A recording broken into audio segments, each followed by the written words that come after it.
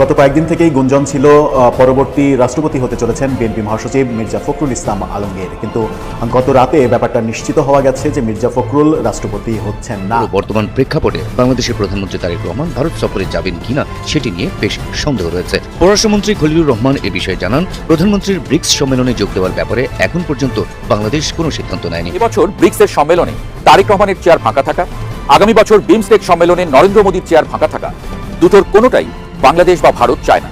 কিন্তু যদি এই অবিশ্বাস আর আস্থাহীনতা চলতে থাকে, তাহলে শুধু চেয়ার ফাঁকা নয়, দুই দেশের সম্পর্কের মধ্যেও ব্যবধান বাড়তেই থাকে। বাংলাদেশ ভারত সম্পর্ক, ঢাকা দিল্লি সম্পর্কে হঠাৎ করে নাটকীয় মোড় লক্ষ্য করা যাচ্ছে।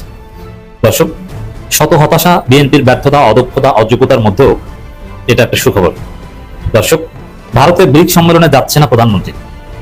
প্রধানের বাংলাদেশ সফর সত্ত্বেও দীনেশ ত্রিবেদীকে মোটামুটি স্পষ্ট করেই জানিয়ে দেওয়া হয়েছে, বাংলাদেশের কারোর সাথে কোনো বন্ধুত্ব করে নাই, বাংলাদেশের সাথেও বন্ধুত্ব করে নাই। তাদের বন্ধুত্বটা ছিল আওয়ামী লীগের সঙ্গে, এইটাই তারা বুঝাই দিছে। এখন তাদের হুশ আসছে, একটু ঢুস খাইছে, হুশ আসছে। কারণ তারেক রহমান সাহেব বলছে, আমি যেতে পারি আপনাদের দেশে, হ্যাঁ বেড়াইতে যাইতে পারি, কিন্তু শর্ত আছে। শর্তটা হইল শহীদ হাদির যে পলাতক আসামি দুইজন আছে, এদেরকে দিতে হবে, তাহলে আপনাদের সঙ্গে বন্ধুত্ব হবে, আপনাদের দেশে বেড়াইতে যাবে। কে হবেন বঙ্গভবনের পরবর্তী বাসিন্দা, কে বসবেন রাষ্ট্রের সর্বোচ্চ এই সম্মানের আসনে? রাজনীতিতে ঘটতে যাচ্ছে শতাব্দীর অন্যতম সেরা এক নাটকীয় ঘটনা। দীর্ঘ ৩৫ বছর পর দেশের ইতিহাসে এমন একটি রাষ্ট্রপতি নির্বাচন হতে যাচ্ছে যা নিয়ে সাধারণ মানুষের আগ্রহের কোনো কমতি নেই। হাদি হত্যার নির্দেশদাতা এবং পরিকল্পনাকারী কাউন্সিলর তাজুল ইসলাম চৌধুরী বাপ্পি নাম পাল্টে হয়ে গেছেন মহিউদ্দিন চৌধুরী। বদলে ফেলেছেন বাবার নাম, এমনকি জন্ম তারিখও। স্টার নিউজের হাতে এসেছে তাজুলের এসব চাঞ্চল্যকর তথ্য। ২০২৫ সালের ডিসেম্বর ইনকিলাব মঞ্চের মুখপাত্র শরীফ ওসমান হাদিকে গুলি করে হত্যা করা হয়। এরই মধ্যে ছাত্রলীগ নেতা শুটার ফয়সাল ও মোটরসাইকেল চালক যুবলীগ নেতা আলমগীরকে ভারতে গ্রেপ্তার করা হয়। আসসালামু আলাইকুম প্রিয় দর্শক, নতুন একটি ব্রেকিং নিউজে আপনাদের সবাইকে স্বাগত। তো ভিডিওর শুরুতেই অংশ বিশেষ দেখে আপনারা বুঝতে পেরেছেন আজকে আপনাদের মাঝে কতটুকু গুরুত্বপূর্ণ তথ্য নিয়ে হাজির হয়েছি। তো প্রিয় দর্শক, আপনাদের কাছে একটাই রিকোয়েস্ট থাকবে যে সম্পূর্ণ ভিডিওটি না টেনে মনোযোগ সহকারে দেখবেন। তো প্রিয় দর্শক, চলুন ভিডিওটিতে একটি লাইক দিয়ে সম্পূর্ণ ভিডিওটি দেখে আসি।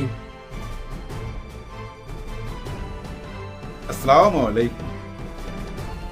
রয়্যাল গোয়েন্দা চিফ পরাগ জয়ী ঢাকায় আসছিল। মনে হয় কি জানেন, ট্রাম্প আসছে, হ্যাঁ ডোনাল্ড ট্রাম্প আসছে। এমন আলোচনা ভাই, উনি আমার মনে হয় 24 ঘন্টাও থাকে নাই, চলে গেছে। আমার মনে হয় যদি ওনার ইচ্ছাও থাকতো যে ঢাকায় একটু ঘুরে ঘুরে দেখুন, হাজির বিরিয়ানি খামু, সুলতানের একটু বিরিয়ানি খামু, এরকম একটা ইচ্ছা ছিল হয়তো মনে। কিন্তু যেভাবে চারিদিক থেকে ঝাঁপায়া পড়ছে, হ্যাঁ পুরো মিডিয়া ঝাঁপায়া পড়ছে। কারণ কি জানেন, কন্টেন্ট দরকার, হ্যাঁ কন্টেন্ট দরকার, নতুন নতুন খবর দরকার। এর আগেও তো ওরা আসা যাওয়া করছে, আমরা টের পাইতাম না। এখন কিন্তু আসার সঙ্গে সঙ্গে টের পাইলাম। এয়ারপোর্টে যখন নামছে তখনই নিউজ হয়ে গেছে। আসছে কই থেকে? চীন থেকে। এখন একটা চিন্তা করেন, ভারতের গোয়েন্দা চীনে গেছিল, চীনের সাথে ভারতের কি সম্পর্ক আপনারা জানেন। তারপরে ওইখানে গেছে, কেন গেছিল? আবার ওইখান থেকে এখানে কেন আসছিল? কারা আনলো? হোস্ট কারা? এই যে 5 স্টার হোটেলে রাখছে, এর বিল দিছে কে? কেন আসছিল? এটা একটু চিন্তা করলেই বাইর করতে পারবেন। অনেকেই বলতেছে এই মুহূর্তে আমাদের ওই যে রাষ্ট্রপতির নির্বাচন হবে, ওইখানে প্রভাব খাটাইতে আসছে। দূর, ওইখানে প্রভাব খাটাইবার জন্য সরাসরি আসতে হয়, এগুলো হলো ভুয়া কথাবার্তা। এখানে আসার পিছনে একটাই কারণ থাকতে পারে, সেটা কি জানেন?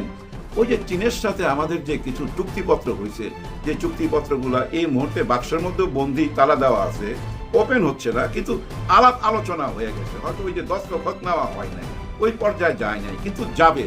সেটা কি? ওই তিস্তা প্রকল্প, আর কি? আর ওই করিডোর। ওই করিডোরটা হইলো মেইন। আরেকটা ছিল কিন্তু আমাদের পদ্মা ব্যারেজ। 3টা ব্যাপারে আলাপ হয়েছে চীনের সাথে। এখন দেখেন এই যে করিডোরটা, এই করিডোরটা বানানো মানে কি জানেন? চীন যদি এই করিডোরটা বানায় বাংলাদেশকে সঙ্গে নিয়ে, তার মানে কি জানেন? আমরা কি চীনের কাছাকাছি চলে গেলাম না, নাকি চীন একেবারে আমাদের কোলের মধ্যে চলে আসলো? রাস্তা হওয়া মানেই তো চলে আসা, আর আমাদের কাছে আসা মানে একেবারে তাদের ঘাড়ে নিঃশ্বাস ফেলা। ব্যাপারটা বুঝেন, ওই ব্যাপারটা নিয়েই আলোচনা চলছে। আমার মনে হয় ওইখানেও গেছে ওই ব্যাপারেই, এখানেও আসছে ওই একটা ব্যাপারে, কিছু একটা তো চলতেছে। কারণ কি জানেন, তাদের সবচেয়ে বড় মাথা ব্যথা 7 বোনকে নিয়ে, এই 7 সিস্টারকে নিয়ে। এই 7 সিস্টারের সাথে তাদের যোগাযোগ করতে হইলে ভাই ওই চিকেন নেক ঘুইরা ওই 7 বোনের কাছে যাইতে 17-18 ঘন্টা 20 ঘন্টা সময় লেগে যায়। কারণ ওই 7 বোনের উপরের দিকে হচ্ছে চীন, আবার নিচে আমরা, সাইডে বার্মা, আর কোনো রাস্তা নাই। তাদের একটা রাস্তা দরকার। হ্যাঁ, সবচেয়ে বড় স্বার্থ ওই 7 বোনের কাছে মালপত্র পাঠাবার জন্য, যোগাযোগ করার জন্য বাংলাদেশের ভিতর দিয়ে একটা রাস্তা দরকার, যেটা দিয়ে দিছিল শেখ হাসিনা। এখন ওইটা ব্লক হয়ে যায় কিনা, ভারতের এটাই সবচেয়ে বড় স্বার্থ। এই রাস্তাটা যদি থাকে তাহলে দেখেন কলকাতার বন্দর এবং আমাদের বন্দর, দুইটা বন্দর ব্যবহার কইরা এই 7 সিস্টারকে চাঙ্গা রাখতে পারে। 7 সিস্টারের তাহলে অনেক অভিযোগ থাকে না, কারণ ওদের অভিযোগ তারা অবহেলিত। ভারতের অন্য প্রদেশের নাগরিকরা যেসব সুযোগ সুবিধা পায়, এই 7 সিস্টার সেটা পায় না।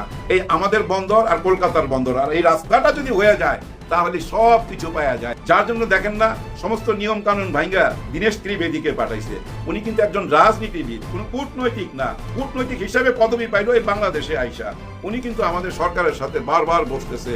আমাদের মাননীয় প্রধানমন্ত্রী তারেক রহমানকে ভারতে দাওয়াত দিতে চায়, ভারতে নিতে চায়, এই চেষ্টা চালাচ্ছে। কিন্তু উনি যাবে কিনা সেটা বড় প্রশ্ন। আমাদের মাননীয় প্রধানমন্ত্রীকে দাওয়াত করতে চায়, ভারতে নিতে চায়, ভারতে নিয়ে আলাপ করতে চায়। কারণ মোদিজি তো আসতে পারবে না। মোদিজি আসলে কি ঘটে এখানে, এটা অতীতে একটা ইতিহাস আছে, যে ইতিহাসটা এই জাদুঘরে রাখা হয়েছিল। হ্যাঁ ভাই, মোদি যখন আসছিল তার কিছু স্টিল ছবি এই জাদুঘরে রাখা হয়েছে। এই মোদিজি যখন আসে তখন ঢাকা শহরে যা কিছু ঘটনা ঘটছিল, ওই ঘটনার চিত্রগুলা এই জাদুঘরে রাখা হয়েছিল, সেগুলা কিন্তু সরাইয়া দেওয়া হয়েছে। আবার এই জাদুঘরে কিন্তু এইটাও ছিল কাঁটাতারের বেড়া, ওইখানে ঝুইলা আছে ফালানির লাশ, এইটাও কিন্তু ছিল, ওইটাও সরানো হয়েছে।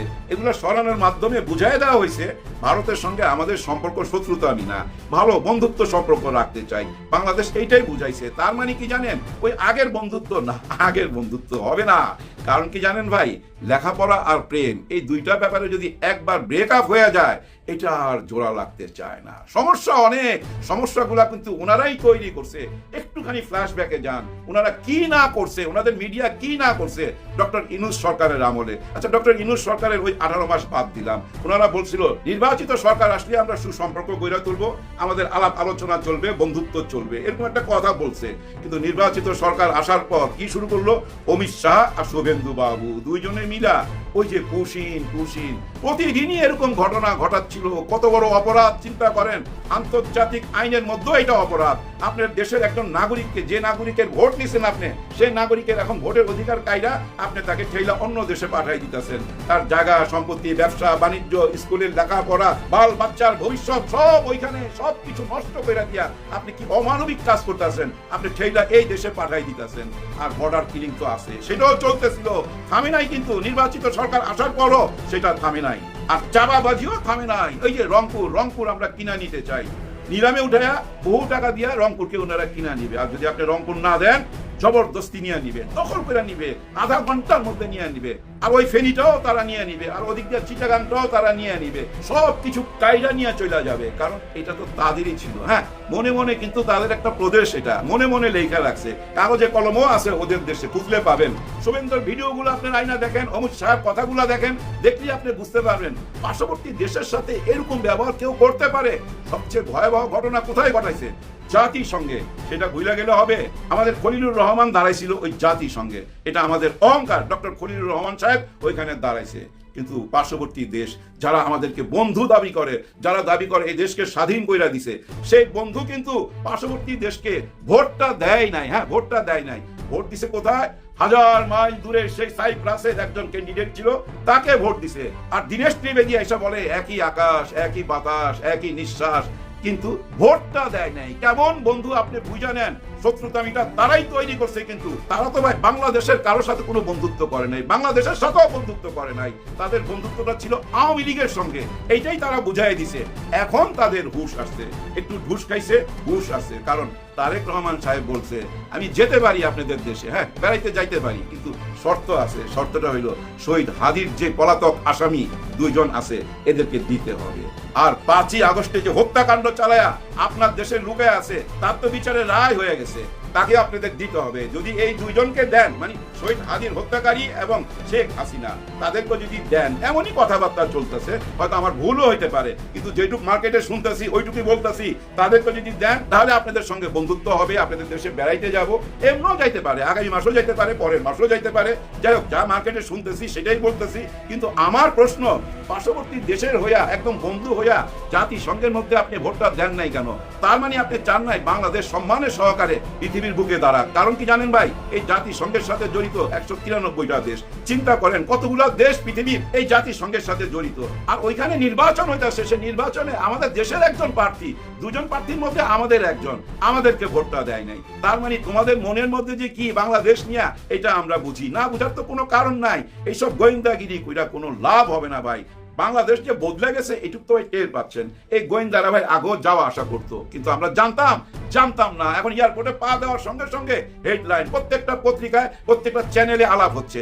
সরকার কোনো বাধা দিচ্ছে না, বাধা দিচ্ছে না। সরকারও চায় এগুলো প্রচার হোক, জনমত তৈরি হোক। হ্যাঁ, ভারতের বিরুদ্ধে যে জনমত তৈরি হইতেছে, সরকার সেটাই চোখে আঙুল দিয়া দেখাই দিল।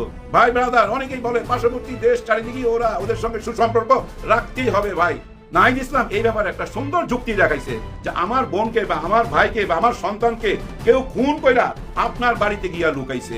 এখন আমি আপনাকে পাড়া প্রতিবেশী মনে করতে পারি, আপনি যতক্ষণ পর্যন্ত ওই খুনিকে আমার হাতে তুইলা না দিবেন, ততক্ষণ পর্যন্ত তো আপনি বন্ধু হইতে পারেন না।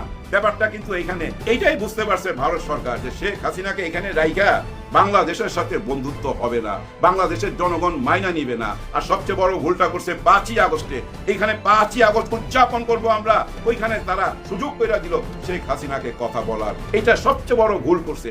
ওই ভুলের মাসুল দেওয়ার জন্যই কিন্তু এই আসা যাওয়া শুরু হয়েছে। ওই যে দেখেন ত্রিবেদী সাহেব এর মধ্যে চলে গেছে কিন্তু দিল্লি, বৈশা গেছে কিন্তু মোদিজির সঙ্গে। প্রাণের কথা, মনের কথা, গোপন কথা যা কিছু হয়েছে তারেক রহমান সাহেবের সাথে সবকিছু ওইখানে যা বলবে। এগুলো তার টেলিফোনে বলা যায় না ভাই, ডিজিটাল যোগ ফাঁস হয়ে যেতে পারে। যার জন্য দিল্লিতে চলে গেছে মোদিজির সঙ্গে আলাপ করতে। কিন্তু ভাই ব্রাদার, এখন একটা বড় প্রশ্ন, গত 55 বছর যেভাবে বাংলাদেশ ওনাদের সঙ্গে ছিল, হ্যাঁ যেভাবে ছিল, ওইভাবে কি বর্তমান সরকার থাকতে পারবে?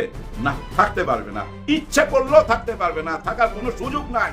কারণ কি জানেন, চীনের সাথে কথাবার্তা হয়ে গেছে, সরকার যে কথা দেয় কথা ফেলতে পারবে না। তো পাকিস্তানের সাথে কথাবার্তা হয়ে গেছে, বন্ধুত্ব হয়ে গেছে। ওদিকে টার্কির সাথে বন্ধুত্ব হয়ে গেছে। আমেরিকার সাথে বিজনেসের একটা চুক্তিপত্র হয়ে গেছে। আমেরিকান সরকার বিজনেস চায়, বিজনেস দিয়ে দিছে। সব অ্যাঙ্গেলই কিন্তু বর্তমান সরকার ঠিক আছে। কিন্তু তারপরও একটা কথা থেকে যায়, রয়ের তো একটা নেটওয়ার্ক এই দেশে ছড়ায়া ছিটায় আছে। সেটা কি নাই? সেটাও আছে ভাই, নিশ্চয়ই সেটা আছে। কিন্তু কাটা দিয়েই কাটা তুলতে হয়। আমাদেরকে ভাই বন্ধুত্ব করতে হবে পাকিস্তানের সাথে। কথাটা শুনে রাগ করেন না, ব্যাখ্যা দেবো। পাকিস্তানের সাথে এই জন্য বন্ধুত্ব করতে হবে, পাকিস্তানের গোয়েন্দা হলো পৃথিবীর সেরা গোয়েন্দা, ISI। এরা কিন্তু সেরা পৃথিবীর। যেমন ইসরায়েলের গোয়েন্দারা, ঠিক তেমনি কিন্তু এই পাকিস্তানি গোয়েন্দারা। কিছুদিন আগেই তো অপারেশন সিন্দুর নামে একটা যুদ্ধ হয়ে গেল, পাকিস্তান ভার্সেস ভারত। ওইখানে কিন্তু চীনও যোগ করছিল, ওপেন চীন যোগ দিছিল। তার মানে কি জানেন, এই যুদ্ধের পিছনে ভাই সবচেয়ে বড় শক্তি কাজ করছে কাদের জানেন? পাকিস্তানের ISI। এই গোয়েন্দা বিভাগই সবচেয়ে বড় কাজ করছে এই যুদ্ধেতে। এই যুদ্ধের জয়ের পিছনে পাকিস্তানের এই গোয়েন্দাদের হাত আছে। আর এই পাকিস্তানের ISI কিন্তু বাংলাদেশের দিকেও নজর রাখছে। কিছুদিন আগের একটা ঘটনা কি আপনারা ভুলে গেছেন? ওইটা কিন্তু গুজব না, আমার মনে হয় নিশ্চয়ই গুজব ছিল না। সেটা কি? মাননীয় তারেক রহমান সাহেবকে হত্যা করার জন্য একটা ষড়যন্ত্র হয়েছিল, সেটা ISI ফাঁস করছিল। সেটার সঙ্গে বিমান বাহিনীর পথভ্রষ্ট কিছু সৈনিক এবং পাকিস্তানের দুষ্ট একটা চক্র জড়িত ছিল। পাকিস্তান থেকেই সেটা ফাঁস করা হয়েছে। এই গোপন তথ্য ফাঁস করার পর থেকেই কিন্তু পাকিস্তানের সাথে বাংলাদেশের বন্ধুত্ব আরো গভীর হয়েছে। এবং পাকিস্তান তখন এমন কথাও বলছে, বাংলাদেশের উপরে কেউ যদি কুনজর দেয়, কেউ যদি আক্রমণ করতে চায়, সে আক্রমণ আমরা মাইনা নেব না, এমন কথাও বলছে, তাই না? তার মানে কি জানেন, কোনো বিপদ আপদ হইলে পাকিস্তান আমাদের পাশে আছে। দেখেন, ইরান আর আমেরিকার যে যুদ্ধ, এটা একটা মীমাংসার জন্য বৈঠক হয়েছিল না পাকিস্তানের ইসলামাবাদেই কিন্তু এই বৈঠকটা হয়েছে। আমেরিকা থেকে সবাই প্লেন বইরা উইরা আসছে, ইরান থেকেও উইরা আসছে। তার মানে কি মুরব্বিটাকে পাকিস্তানের হেডম আছে ভাই। এখন আপনি বলতে পারেন, আয় ভাই আপনি কি রাজাকার হয়ে গেলেন, পাকিস্তানের পক্ষে কথা বলেন? তাহলে আমি আপনাদেরকে উত্তর দিব ভাই, এই আমেরিকা তো ভাই 8 বছর 9 বছর যুদ্ধ করছিল এই ভিয়েতনামের সঙ্গে, 8-9 বছর যুদ্ধ করছে। বর্তমানে এই ভিয়েতনামের সাথে আমেরিকার কি সম্পর্ক আপনারা নিশ্চয়ই জানেন। সবচেয়ে গভীর সম্পর্ক, বন্ধুত্বের সম্পর্ক, ব্যবসায়িক সম্পর্ক। ভিয়েতনামের এম্বাসি আছে আমেরিকায়, আমেরিকার এম্বাসি আছে ভিয়েতনামে। কি গভীর বন্ধুত্ব। আবার দেখেন এই জাপানের মধ্যে হিরোশিমায় বোমা ফেলছিল না, পারমাণবিক বোমা ফেলছিল কারা? এই আমেরিকা। বর্তমানে কি জাপানের সাথে আমেরিকার বন্ধুত্ব নাই? সবচেয়ে গভীর বন্ধুত্ব আমেরিকার সাথে, জাপানের সাথে, ভিয়েতনামের সাথে। তাইলে আমরা পাকিস্তানের সাথে বন্ধুত্ব করলে অসুবিধা কি ভাই? একটা মনস্তাত্ত্বিক দিক চিন্তা করেন, একটু চিন্তা করলেই বাইর করতে পারবেন। পাকিস্তানের সাথেই তো ছিল এই বাংলাদেশ। আজকে যদি এই বাংলাদেশের উপরে কেউ আক্রমণ করতে চায়, কেউ বড় চোখ দেখায়, ওরা সহ্য করবে না, ওরা আক্রমণ করবেই। কারণ কি জানেন? তাদের ভূখণ্ড। আমার ভাই আলাদা হয়ে গেছে, ওকে নো প্রবলেম, কিন্তু আমার ভাই ঘরের মধ্যে অন্য কেউ আক্রমণ করবে, এইটা হইতে দিবে না। এটা হলো মনস্তাত্ত্বিক দিক। এই অ্যাঙ্গেলেই আমরা বিরাট সাপোর্ট পাবো পাকিস্তানের। তার কি? চীনের। আর চীন আর পাকিস্তানের সাথে যাদের সম্পর্ক থাকে তাদের সঙ্গে কি ইন্ডিয়া বন্ধুত্ব করতে পারে? নিশ্চয়ই পারে না। ওই বন্ধুত্ব হয় না। শ্রীলঙ্কার দিকে তাকান, এখন চীনের সাথে গভীর বন্ধুত্ব। এক সময় ভারতের সঙ্গে ছিল। মালদ্বীপের দিকে তাকান, চীন ঘেঁষা হয়ে যাচ্ছে ধীরে ধীরে। আগে কিন্তু এই ভারতের সঙ্গে বন্ধুত্ব ছিল। নেপালের দিকে তাকান, ছুটা গেছে। আমরাও ভাই ছুটা যাবো, অটোমেটিক ছুটা যাবো। কেউ ঘেঁষতে পারবে না, সরকার ইচ্ছা করলেও ভাই ঘেঁষতে পারবে না। কারণ কি জানেন? তাদের চরিত্রটা ওপেন হয়ে গেছে ওই জাতিসংঘের ভোট দিয়া আর ওই পুশিন এবং এই যে সীমান্ত হত্যা। ভাই পৃথিবীর কোথাও এরকম ঘটনা ঘটে না যে জামজামটা একটা মানুষকে আপনি গুলি করে মাইরা ফেলাইবেন। হাই রে জীবন, কোনো মূল্যই নাই তাদের কাছে বাংলাদেশের মানুষের জীবন। আবার তাদের সঙ্গে কিভাবে বন্ধুত্ব হয়? যাই হোক, সবকিছু ভবিষ্যতের করে ছাইরা দেয়, কিন্তু দুশ্চিন্তার কোনো কারণ নাই। এই দেশ ভাই ওই আগের মতো হবে না, এটা আপনারা লেখা রাখেন। ওনারা কেউ করতে চাইলো, বাংলার জনগণ সেটা হইতে দিবে না। আমরা তো পাহারাদার পাঠাইছি ভাই, আমাদের পাহারাদার আছে 11 দল, তারাই পাহারা দিয়ে রাখবে। সবার জন্য সবাই দোয়া করবেন। আল্লাহ হাফেজ। তো প্রিয় দর্শক, আজ এই পর্যন্তই ছিল আমাদের বিস্তারিত ভিডিওটি। আশা করব আপনাদের কাছে এই তথ্যগুলো অনেক ভালো লেগেছে। এরকম তথ্যবহুল ভিডিও পেতে হলে অবশ্যই আমার চ্যানেলটি সাবস্ক্রাইব করে বেল আইকনটি বাজিয়ে দেবেন। তো প্রিয় দর্শক, আজ এই পর্যন্তই বিদায় নিচ্ছি। আপনারা সুস্থ থাকবেন এবং ভালো থাকবেন। আল্লাহ হাফেজ।